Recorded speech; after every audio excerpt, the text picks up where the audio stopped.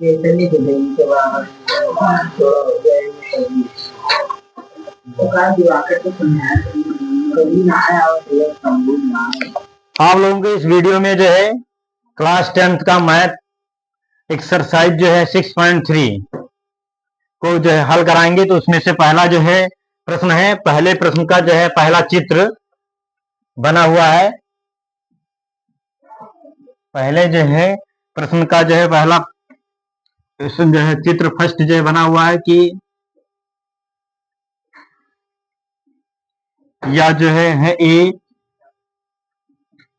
B C, इसमें ये जो है कोण दिया हुआ है जो है 60 अंश, यह जो है कोण दिया हुआ है 80 अंश और यह जो है कोण दिया है 40 अंश। तो इसमें से जो है और दूसरा जो है बना हुआ है फिगर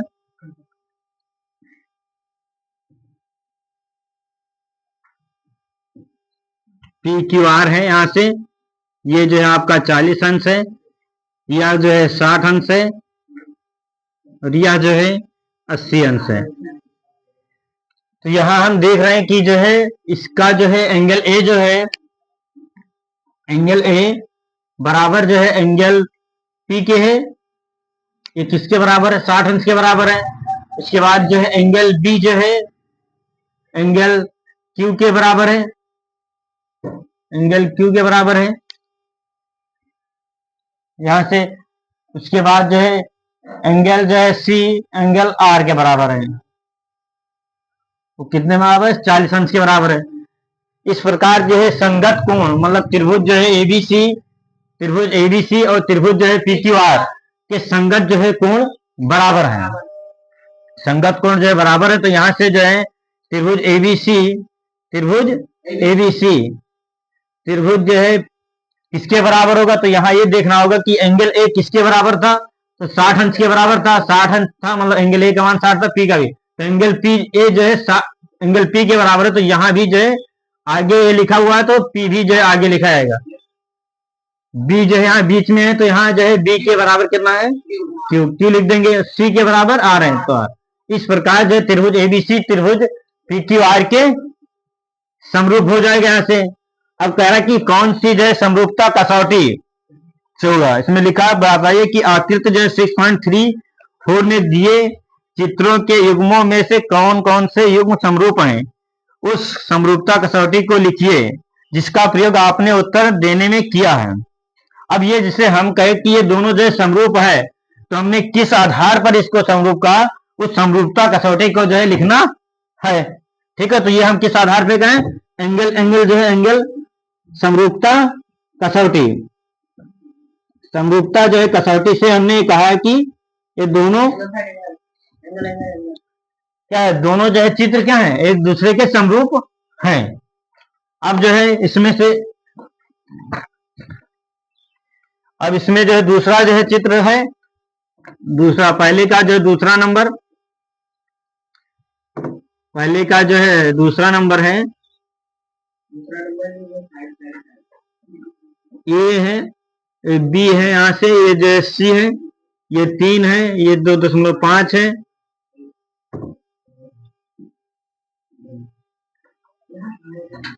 यहां से ये जो है पॉइंट क्यू है, ये पी है, ये जो है आर है, ये 5 है, ये 6 है, ये 4 है।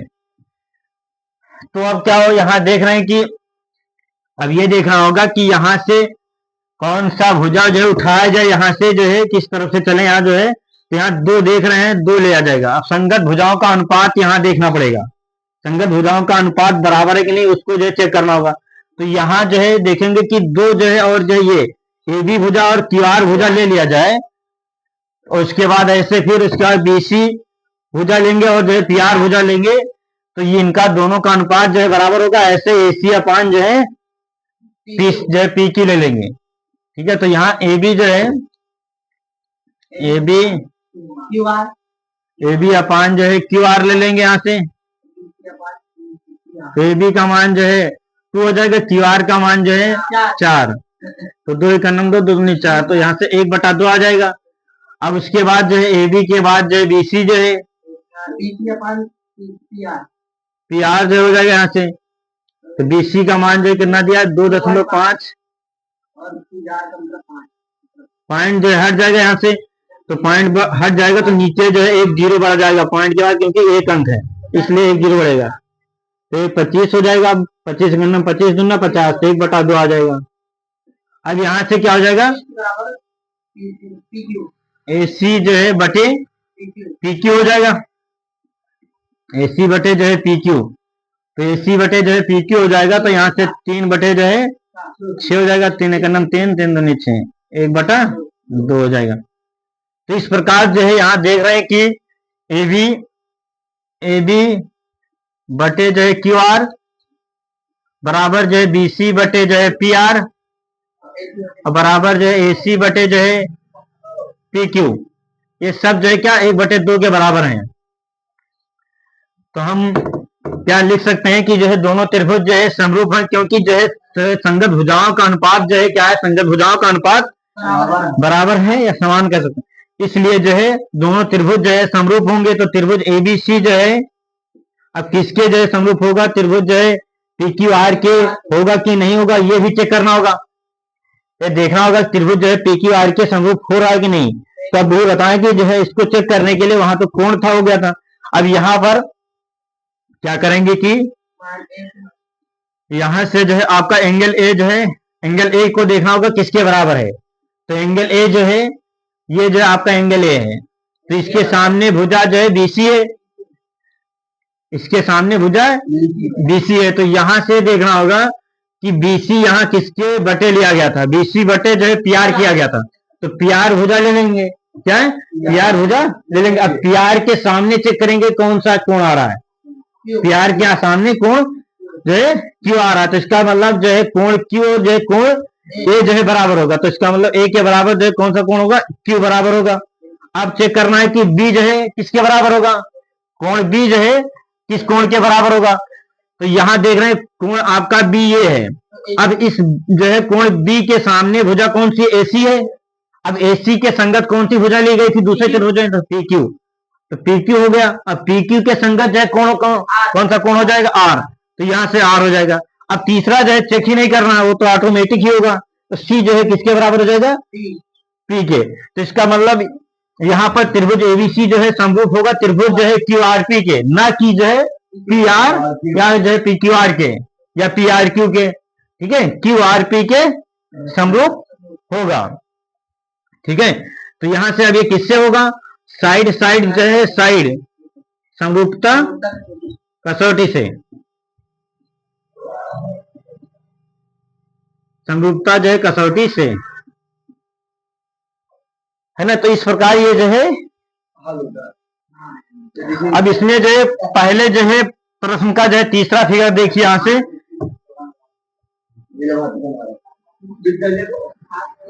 पहले जो है प्रश्न का जो है तीसरा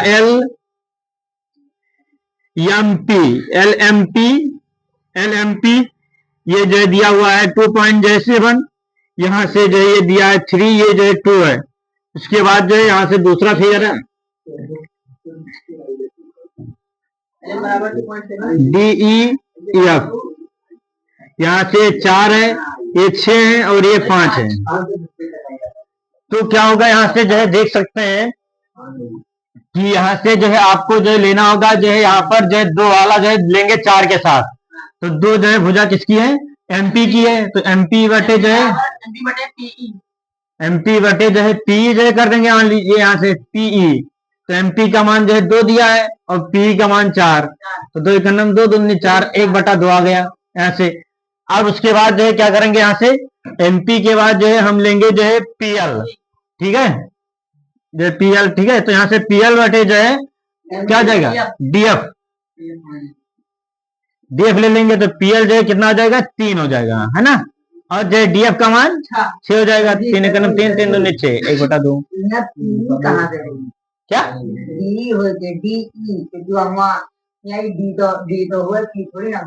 तो ये जो हम D तो लिखे ये तो MP बटे जो है हमने MP बटे D रहेगा, यहाँ पर जो है MP बटे जो है D हो जाएगा, यहाँ से MP बटे जो है D हो जाएगा, ठीक है, ये हो जाए। अब उसके बाद कौन सा जो है लेंगे भुजा अब आपकी भुजा आ जाएगी जो है या यहाँ से जो है एलियम, हाँ एलियम बटे जो है ईएफ, ईएफ यहाँ से कितना देगा, एलियम का मान 2.7 और जो है बटे 5, तो पॉइंट हट जाएगा, यहाँ जो आ जाएगा तो ये 27/50 हो जाएगा, जो कि 27/50 1/2 नहीं हो सकता है। इसलिए जो है ये क्या हो जाएगा, तीनों का आपस में बराबर नहीं है, तीनों आपस में बराबर नहीं है। तो यहां से कह सकते हैं कि जो है एमपी बटे डी बराबर जो है पीएल बटे जो है डीएफ, एलएम बटे जो है ईएफ, ठीक है। तो ये लेकिन अब सभी बराबर नहीं है, यहाँ पर कह सकते हैं कि पीएल बटे डीएफ ये जो है बराबर, मतलब एलएम बटे ईएफ जो है क्या है, बराबर नहीं है, मतलब ये दोनों तो आपस में बराबर हैं, लेकिन यह इसके बराबर नहीं है, और यह जो इसके बराबर नहीं है तो जो है यह जो इसके भी बराबर नहीं होगा। यहाँ से सीधा सीधा दिख रहा है कि ये दोनों आपस में बराबर है, ये आपस में भुजाओं का अनुपात जो है आपस में बराबर है, 1/2 इसका भी है, 1/2 इसका भी है, लेकिन ये जो है इसके बराबर नहीं है। ठीक है, तो यहाँ बराबर नहीं है, तो यहाँ से क्या कर देंगे, लिख देंगे कि संगत जो है दोनों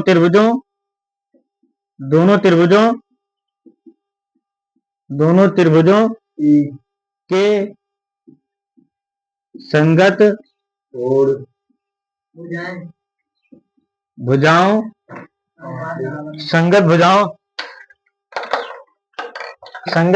का जो है भुजाओं का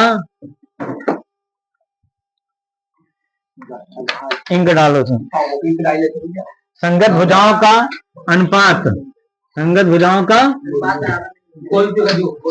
का अनुपात जो है बराबर नहीं है, इसलिए जो है दोनों त्रिभुज समरूप नहीं है, इसलिए दोनों त्रिभुज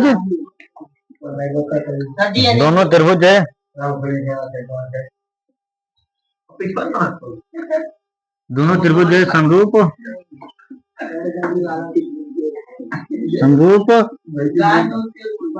नहीं, ठीक है। तो इस प्रकार ये जो है आपका जो है लोग यहाँ पर जो है दोनों त्रिभुज जो है समरूप नहीं है, क्योंकि यहाँ पर जो है सभी भुजाओं का अनुपात जो है बराबर नहीं है, संगत भुजाओं का अनुपात बराबर नहीं है, इसलिए ये समरूप नहीं है। अब इसके आगे जो है यहाँ पर, अब यहाँ से अगला जो है प्रश्न जो है आपका, यहाँ पर अगला जो है प्रश्न है कि देखिए इसमें जो है समरूपता कसौटी जो है 3 समरूपता जो है कसौटी होती है, बताएंगे, देख लीजिए। पहला जो है समरूपता कसौटी होता है एंगल जो समरूपता कसौटी, इसी को हम ए समरूपता कसौटी लिख सकते हैं। दूसरा एस समरूपता कसौटी, भुजा जो समरूपता कसौटी, और जो है तीसरा होता है जो है भुजा कोण जो भुजा समरूपता कसौटी। ये 3 जो समरूपता कसौटी होता है, जिससे हम इस जो है चित्र को समरूपता जो है बता पाएंगे कि समरूप है कि नहीं है। अब इसमें जो है देखिए आप पहला जो है का चौथा जो है फिगर, पहले का जो है चौथा, पहले का जो है चौथा है, यहाँ से देखिए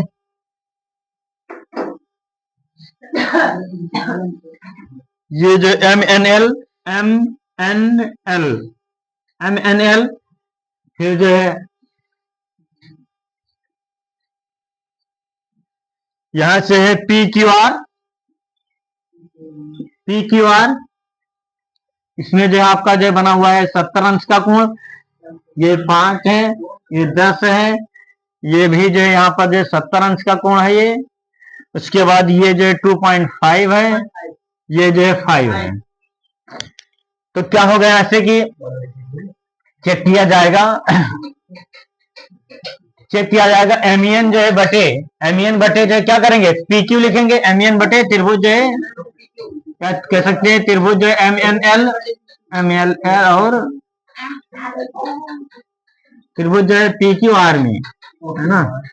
यहाँ से जो MEN पी क्यू, एम इन बटे पी क्यू क्या हो जाएगा, एम इन का मान जो है 2.5 और पी क्यू का मान जो है हट जाएगा यहाँ से, तो क्या जाएगा 25 बटे जो 50, 1 बटे जो है 2 आ जाएगा यहाँ से। तुम लोगों से कहे थे तो कि लगा लेके आइए, नहीं लगा लेके आए। तो एम इन बटे जो है पी क्यू हो जाएगा, ठीक है। तब क्यों नहीं बताया पहले, एम एल बटे जो है क्यू आर, एम एल का मान जो है 5 हो जाएगा यहाँ से, और जो है यहाँ पर क्या हो जाएगा, एम एल जो है बटे क्यू आर, और जो है 5 गन्नम 5 दूनी 10, 1/2, 1/2 आ जाएगा। अब एम एल जो है बटे जो क्यू आर हो जाएगा। अब बात यह है कि SAS जो है समरूपता कसौटी कहता है कि जैसे ये आपका जो संगत भुजा, ये संगत भुजा इसके है और यह संगत भुजा इसके है, तो दोनों के बीच में कोण होना चाहिए। संगत भुजाओं का अनुपात बराबर है, तो जो कोण क्या है, यही तो संगत भुजा है, तो इसके बीच में कोण यही तो आएगा, तो यह कोण जो है इस कोण के बराबर होना चाहिए। अभी यही चीज यह कोण जो है, यह कोण यहां न दे करके 70 अंश यहां दिया होता, 70 अंश, तो जो है हम क्या नहीं कह सकते थे कि SAS समरूपता कसौटी से इसको समरूप नहीं कह सकते थे। लेकिन बात यह कि इन दोनों के बीच में ही दिया है, इसलिए ये जो है एंगल मतलब साइड समरूपता कसौटी से समरूप हो जाएगा। यहां होता तो नहीं होता, लेकिन यहां है इसलिए ये दोनों क्या हो जाएंगे, साइड से समरूप हो जाएंगे, ठीक है। तो यहां से कह सकते हैं कि एम एंगल जो एम एन एल जो है बराबर है एंगल जो है पी क्यू आर के बराबर है ना। और इनके जो संगत भुजाओं का अनुपात भी बराबर, मतलब एम एन बटे जो है पी क्यू बराबर जो है एम एल बटे जो है क्यू आर, दोनों जो है बराबर हैं, इसलिए जो है क्या हो जाएगा, त्रिभुज जो है पी क्यू नहीं एम एन एल बराबर मतलब समरूप है। त्रिभुज किसके समरूप होगा, अब एंगल एम किसके जो है बराबर है, अब एम एन एल किसके समरूप होगा, तो मतलब क्यू के होगा, है ना। और एन जो है किसके समरूप होगा, एन कोण किसके बराबर होगा, एन जो है किसके बराबर होगा, पी के बराबर होगा।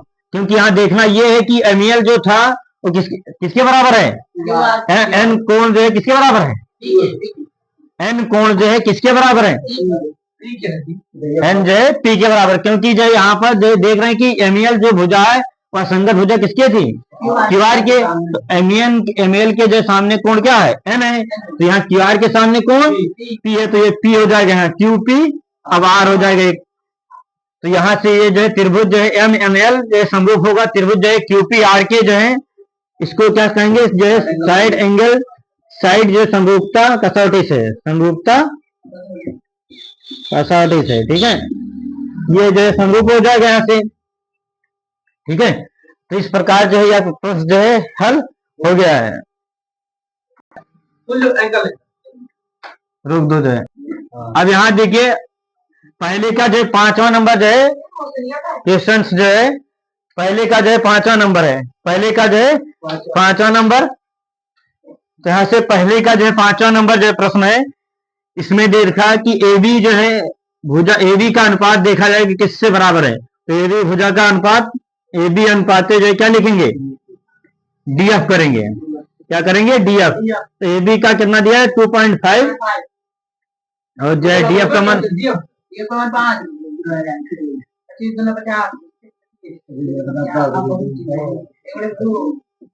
बराबर 1/2 आ जाएगा। अब यहाँ से क्या होगा कि BC देखा जाए किसके, BC बटे जो है AC जो है BC जो है बराबर बटे जो है EF बराबर क्या हो जाएगा, BC का मान 3 दिया है और जो है EF का मान जो है 1/2 आ जाएगा यहाँ से। तो यहाँ से क्या है, बराबर है।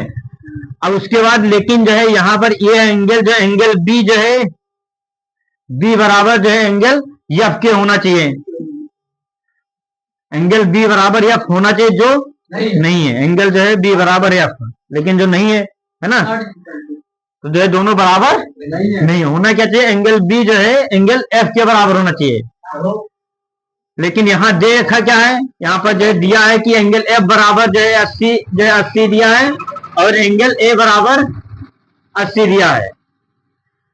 उसमें होना चाहिए कि एंगल बी का मान यदि जो है 80 अंश हो जाता, यदि एंगल बी का मान 80 अंश हो जाता, यहाँ पर 80 अंश दिया होता, तो यह दोनों जो है त्रिभुज समरूप हो जाते। लेकिन यहाँ जो एंगल बी जो है एफ के बराबर नहीं है, इसलिए जो है क्या हो जाएगा, इसलिए जो है त्रिभुज समरूप नहीं है। त्रिभुज जो है, इसलिए दोनों त्रिभुज जो है समरूप, इसलिए जो है दोनों त्रिभुज समरूप नहीं है ना। क्योंकि जो एंगल बी जो है एंगल एफ के बराबर नहीं है, लेकिन A B upon D F और जो है बी सी अपान क्या ई एफ तो बराबर है, लेकिन एंगल बी एंगल एफ के बराबर नहीं है, इसलिए दोनों त्रिभुज समरूप नहीं है। ये दोनों तो बराबर है, ये भी बराबर हो जाता तो साइड एंगल साइड से ये दोनों त्रिभुज समरूप हो जाते। ठीक है, अब इसके बाद जो है अगला प्रश्न जो है इसमें है पहले का जो है छठा नंबर, पहले का जो है छठा नंबर जो है दिया हुआ है यहाँ से जो है डी है, ये पॉइंट जो है ई है और ये एफ है।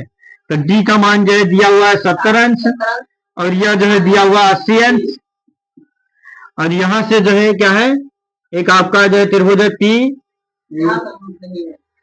क्यू आर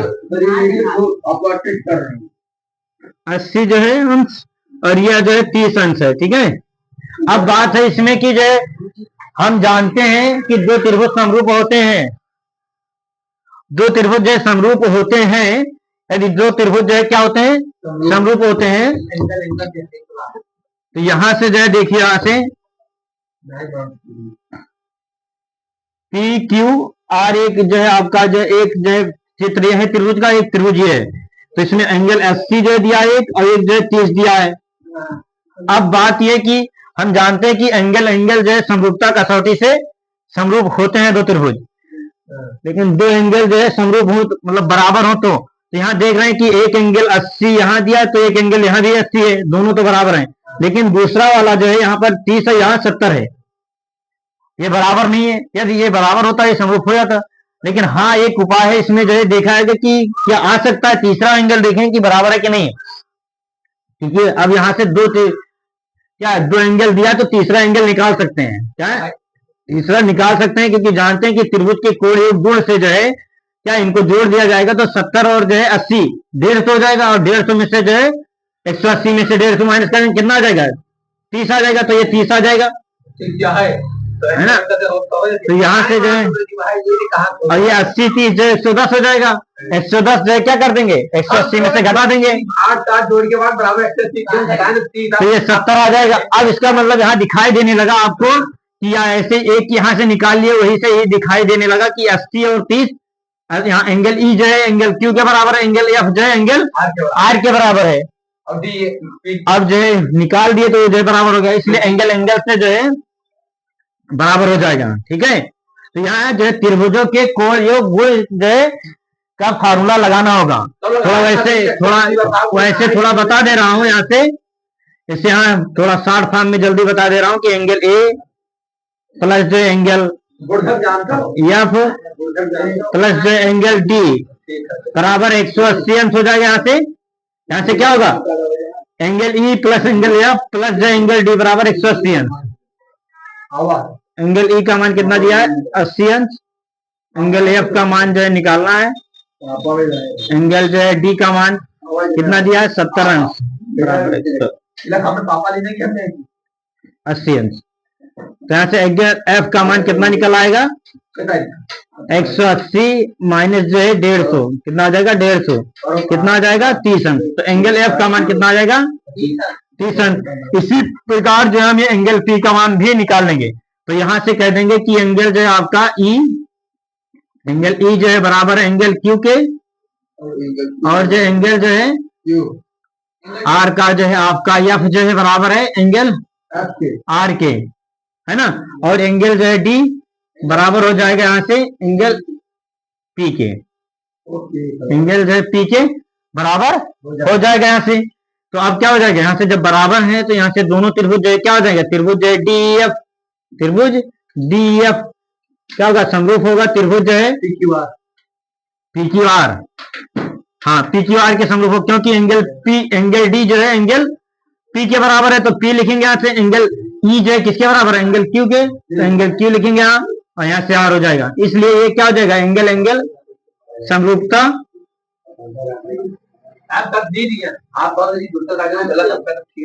कसौटी से, एंगल एंगल जो है समरूपता कसौटी से जो है ये बराबर हो जाएगा। ठीक है, अब इसके आगे जो वीडियो अगला जो बता रहा हूँ, आगे जो है अब यहाँ से जो है आगे देखिए, क्यों रोक दिए, वीडियो आगे जो लिखा हुआ हम तुरंत पढ़ाने आ रहा हूँ, तो क्यों पता नहीं आपको। चलो ठीक है, अब देखिए यहाँ अगला जो बता रहा हूँ, प्रश्न संख्या जो है 3 बता रहा हूँ, प्रश्न संख्या जो है 2 हम बता चुके हैं पहले ही।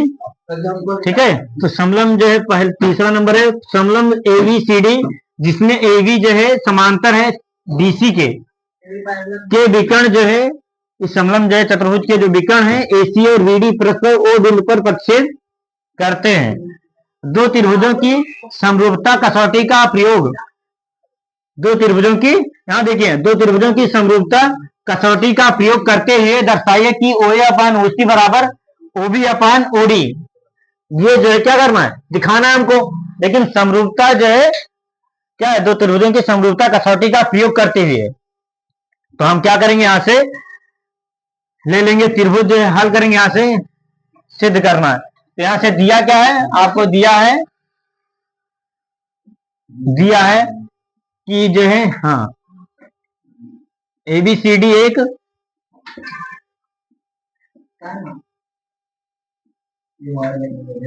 समलंब जो है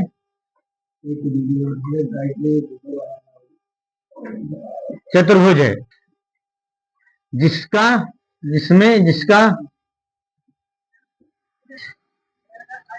जिसमें जो है कह सकते हैं यहां से, जिसमें AB पैरेलल जो है CD है, और सिद्ध करना है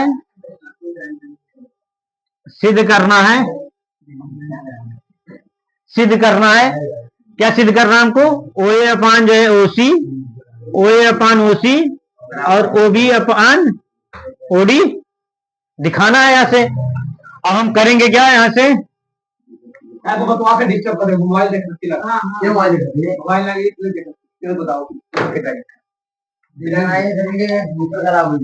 तो यहाँ से उपपत्ति में क्या हो जाएगा, त्रिभुज जो है OAB लेंगे, OAB, और त्रिभुज जो कौन सा लेंगे, OCD में, त्रिभुज जो है त्रिभुज OCD में क्या होगा, यहाँ से एंगल OA जो है, एंगल OA जो होगा, एंगल, हाँ, या ऐसे यहां से लिख दें,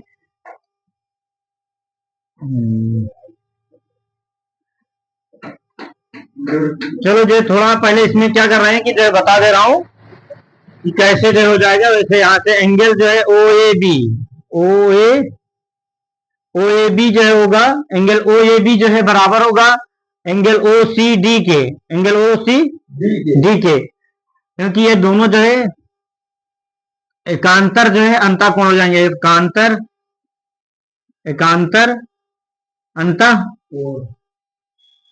अंतःकोण, एकांतर जो अंतःकोण हो जाएगा, एकांतर अंतर जो है कोण हो जाएगा यहाँ से अंतःकोण। और क्यों होगा ये एकांतर अंतःकोण है, बराबर है, क्यों है बराबर, AB जो है पैरेलल CD है, इस कारण से एकांतर अंतःकोण होने के बावजूद बराबर है, इसलिए क्योंकि ये AB पैरेलल CD है, इसलिए दोनों एकांतर कोण बराबर हो गए हैं। ठीक है, उसके बाद क्या होगा, हाँ अभी बता जो इसमें जो है, इसलिए यहाँ पर जो है इसको और भी जो है बता रहा हूँ अलग, यहाँ जैसे AB जो है, AB जो रेखा है और जो CD है, ये दोनों जो है क्या है, समांतर है, चित्र में जो है मतलब प्रश्न में दिया हुआ है। तो यहाँ से जो ये आपका AC है, ये AC जो है तिर्यक रेखा जो हो जाएगी, AC जो है तिर्यक रेखा हो जाएगी यहाँ से। AC जो है यहाँ पर ये इतना जो है आपका AC था, इतना जो है आपका ये AC था। यहां से क्या इसी को AC को थोड़ा जो है बढ़ा दें आगे, आगे ये और ये आपका तिर्यक रेखा का कार्य करेगा। ये क्या करेगा? तिर्यक रेखा का कार्य करेगा। और इसको जो है थोड़ा इस दोनों AB को और ये CD को, मतलब AB को थोड़ा आगे बढ़ा देंगे, ये AB को थोड़ा आगे बढ़ा दें। ये आपका यहां से थोड़ा जो है ये बता रहा हूं, यहाँ D और ये C है, तो ये D और C है, तो यहाँ C को थोड़ा ये आगे बढ़ा दिए, मतलब CD रेखा को थोड़ा आगे बढ़ा दिए और AB को जो है आगे बढ़ा दिए। तो अब ये आपको दिख रहा होगा कि यहाँ ये इन दोनों जो है रेखाओं को, ये रेखा AC रेखा क्या है? प्रतिच्छेद कर रही है। तो जब प्रतिच्छेद करती है तो ये दोनों कोण जो होते हैं एकांतर अंतःकोण होते हैं। मतलब इस तिर्यक रेखा के उस साइड में और एक तिर्यक रेखा के इस साइड में एक कोण, ठीक है, और दोनों अंदर ही होना चाहिए, तो इसको हम एकांतर अंतःकोण कहते हैं। क्या होना चाहिए? दोनों रेखाओं के बीच में एक तिर्यक रेखा होनी चाहिए, एक कोण आपका जो है क्या होना चाहिए? इस रेखा के साथ और इस रेखा के साथ बनना चाहिए, जो है ना, और एक कोण जो है अपोजिट साइड में, इस रेखा के दोनों अपोजिट साइड में होने चाहिए। तो उसको हम क्या कहते हैं? एकांतर अंतःकोण कहते हैं। अब एकांतर अंतःकोण तो हमेशा होते हैं, चाहे कोई भी रेखा हो, कोई भी रेखा है मान लीजिए बराबर समांतर है या नहीं है, तो हमेशा क्या होंगे? एकांतर अंतःकोण होंगे। लेकिन बराबर होने के लिए उनको समांतर होना जरूरी है, ठीक है। इसलिए और समांतर भी है और ये जो एकांतर अंतःकोण है, इसलिए क्या हो जाएगा? ये और ये बराबर हो जाएगा। वैसे तो बराबर होने के लिए यहां से क्या हुआ था? एंगल CAB, एंगल जो है एंगल CAB, एंगल जो है CAB जो है बराबर था किसके? CAB ACB के, ACD के। एंगल जो है AC, ये तो एकांतर कोण होगा यहाँ पर। वैसे देखा जाए तो क्या होगा? ACD क्या होगा? CAB और ACD ये आपके क्या होंगे? एकांतर अंतःकोण होंगे। क्या होंगे? एकांतर अंतःकोण हो जाएंगे। समझ रहे हैं ना? ये आपका है यहां से CAB ये कोण और ये कोण क्या होंगे? एकांतर अंतःकोण होंगे, एकांतर अंतःकोण। लेकिन हमने लिया क्या? OAB और OCD लिया। तो ये बात ये भी होता है कि ये जो यहाँ जो है रेखा O है वो AC रेखा पर स्थित है। क्या है? वो AC ही रेखा पर O भी स्थित है। तो हम चाहे यहां से जो है इस बिंदु से जो है कोण कहें तो भी उतना ही होगा, बराबर होगा, और यहां से कहें लेंगे तो भी कोण उतना ही होगा। इसलिए मैंने यहां से लिया है OAB। OAB जैसे यहाँ पर क्या, इसका मतलब ये है कि OAB जो है जो कोण होगा वो बराबर होगा किसके? CAB के बराबर होगा। OAB किसके होगा? CAB के बराबर होगा। मान लीजिए यहाँ पर कोई और पॉइंट ले लिए होते, E ले लेते, तो E, तो E इसका भी A भी क्या होगा? A भी बराबर होता, EAB के बराबर ही होता। मतलब इस रेखा पर कोई भी बिंदु लिया जाएगा वह सभी कोण बराबर ही होगा। इसलिए OAB बराबर जो है CAB लिख सकते हैं, ठीक है, यहां से। तो इसीलिए हमने OAB बराबर OCD यहाँ लिख दिया। अब ऐसे ये भी हो जाएगा, हम चाहे ACD लिखें चाहे OCD लिखें, बात दोनों एक है, ठीक है। हाँ ECD लिखें, तीनों कोण जो है आपस में क्या होंगे? बराबर ही होंगे। इसलिए हमने OAB बराबर OCD लिख दिया। इसी प्रकार क्या लिखेंगे? इसी प्रकार दूसरा एंगल लिखेंगे, ये वाला OBA बराबर जो है क्या होगा? ODC के, एंगल ODC के हो जाएगा। यहां किस कारण से होगा? यहां भी वही चीज है, एकांतर अंतःकोण AB पैरेलल CD।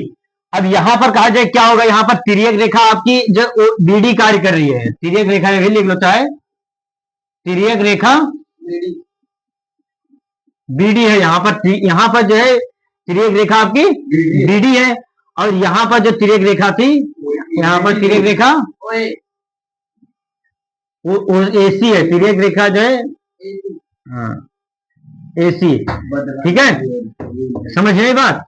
ये वाला समझ में आया? ये वाला इसमें भी एक नियम लागू होगा, इसमें इस वाले में भी इस कोण जो है दोनों कोण आपस में एकांतर अंतःकोण होंगे और ये दोनों बराबर होंगे। जैसे इसमें जो नियम लगा उसे उसमें भी लगेगा, ये हो जाएगा। अब क्या होगा? यहां से ये बात आपको लिखने की आवश्यकता नहीं है, वो ऐसे एक्स्ट्रा समझाया गया, ठीक है।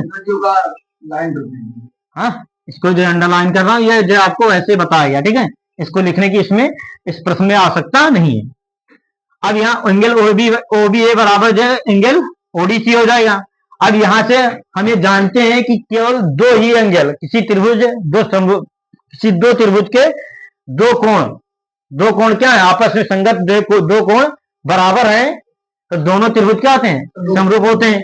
तो इसलिए हमने दो एंगल को इसके क्या दिखा दिया, यह एंगल इसके बराबर और यह एंगल इसके बराबर, तो ये तीसरा जो है बराबर ही होगा। तो इसलिए दोनों त्रिभुज क्या हो जाएंगे, समरूप हो जाएंगे। त्रिभुज OAB समरूप होगा किसके, त्रिभुज OCD के होगा, क्योंकि एंगल O तो O के बराबर है ही, और ये देखना है किसके बराबर, तो एंगल A वाला किसके बराबर होता है, C के, तो C लिख दिया और B के जगह पे D हो जाएगा। तो ये किससे हो जाएगा, एंगल समरूपता, ठीक है। समरूपता जो है कसौटी से, ठीक है। एंगल समरूपता कसौटी से हो जाएगा। अब फिर इसमें लेकिन ये कह रहा है कि सिद्ध करना OA/OC बराबर OB/OD। तो क्या करेंगे यहाँ से हम, ये जब दोनों त्रिभुज जो समरूप होते हैं तो हम लिख सकते हैं OA/जो है OC बराबर होगा OB/OD। अब ये जो है क्यों होगा OA/OB और जो है OA/OC और जो है OB/OD, इसलिए हो जाएगा क्योंकि इनके संगत भुजाओं का अनुपात जो है, दो त्रिभुज समरूप होते हैं तो संगत भुजाओं का अनुपात जो है बराबर होता है, इसलिए जो हो जाएगा।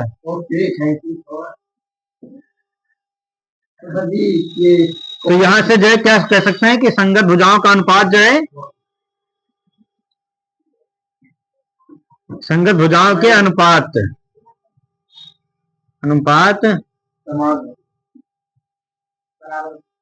संगत भुजाओं का अनुपात जो है बराबर होता है, इसलिए जो है क्या हो जाएंगे, बराबर हो जाएंगे, ठीक है। वीडियो जो है अच्छा लगा है तो जो है लाइक और सब्सक्राइब करना मत भूलें। Thank you. जय हिंद, जय भारत।